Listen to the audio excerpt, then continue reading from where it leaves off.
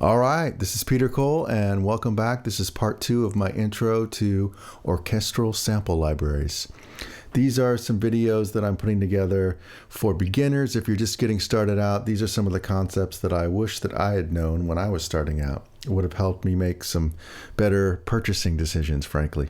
So in the first video, I talked about the difference between a sample library that's recorded wet, which basically means the reverb is included, the sound of the room is included in the sample, versus a sample library that's recorded dry. And in that case, there is no room sound, there is no reverb, it's just the dry sound of the instrument.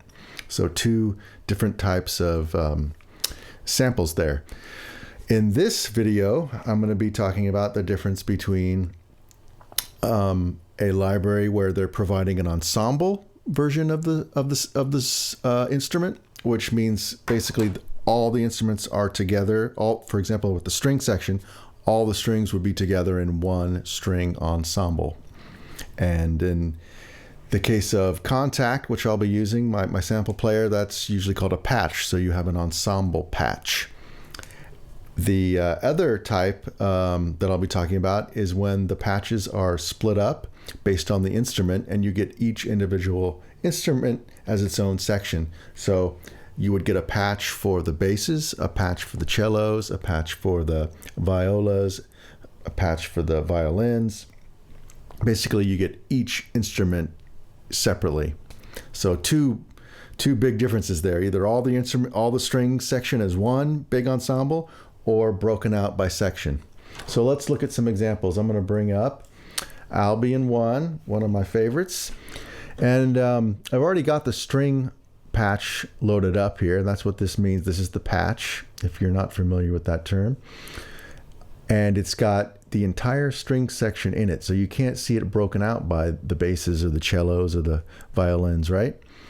If you happen to look over here, this is also part of Albion 1. I'm not going to go over the brass in this video, but you can see the brass is actually broken out a little bit more. So they have brass high, low, and mid.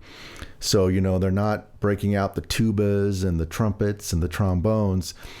They're still giving you this concept of an ensemble. It's just they're breaking it out a little bit more by, low, high, and mid. But with the strings, they don't do that at all. They just give you one string patch. Now, if you look on here within the patch interface, you can actually switch. I've got the spiccato articulation turned on now. We're not going to go into much detail here, but I just want to show you that I'm going to, if I switch over to the long, these are the sustains. It's giving you not only the entire string section in one patch, but all the articulations within there. So this is a pretty beefy patch because it's got everything in this one. And in a lot of ways, when you're first starting out and you're just learning this stuff, I think this might be a good way to go because you get everything together. You don't have to really worry about blending all the different instruments. You just get one patch with all, in this case, the strings together. And some people prefer that. The downside, and when we bring up the other style, which is when they're delivered as sections, is that you can't really write for each individual section, right? Because if you look down, even on the interface here, you can see the keyboard. As I'm playing these lower notes, I got a pretty good idea those are my basses, but it's actually also playing the lower cellos.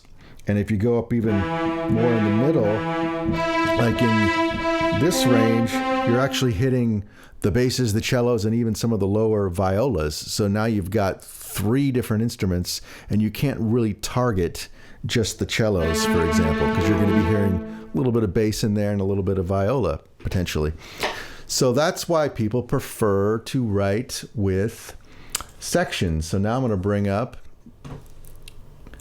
LA scoring strings. Let me move Albion over there for a second.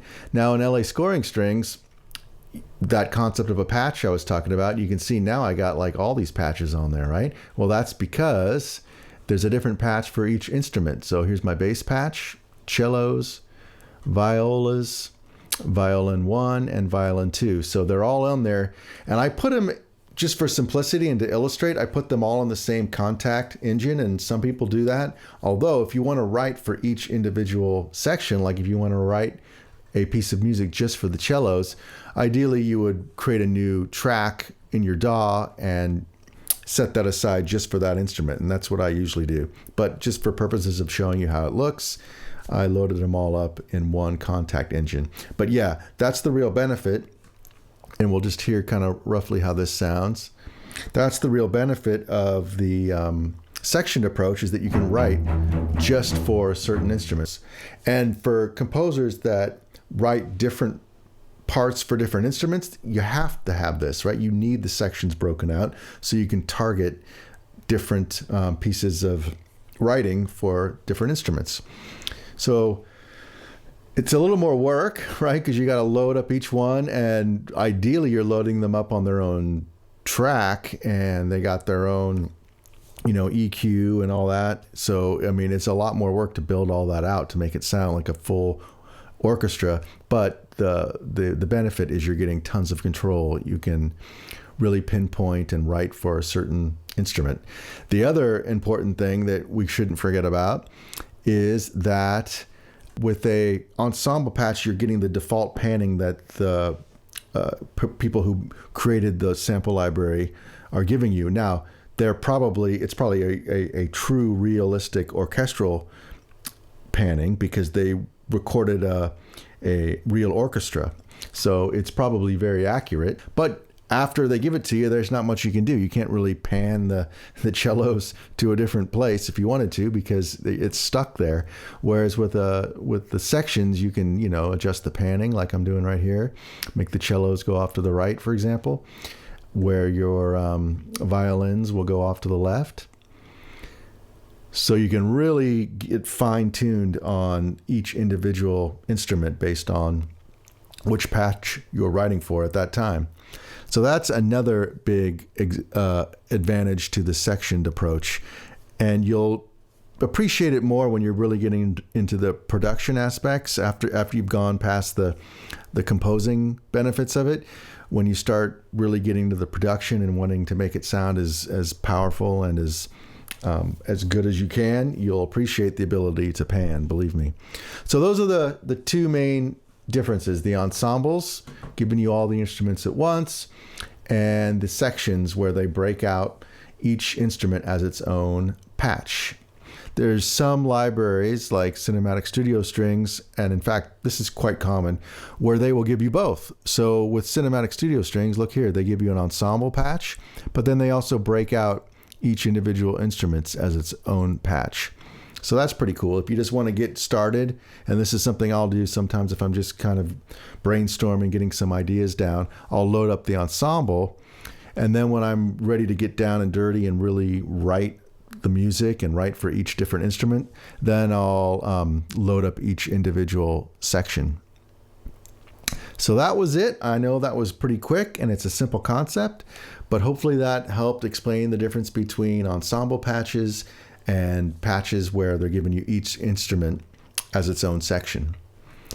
If you have any questions, please leave them in the comments below. I'm working on another video for part 3, so check back soon. Please like and subscribe. I would super appreciate it, and I'll see you next time.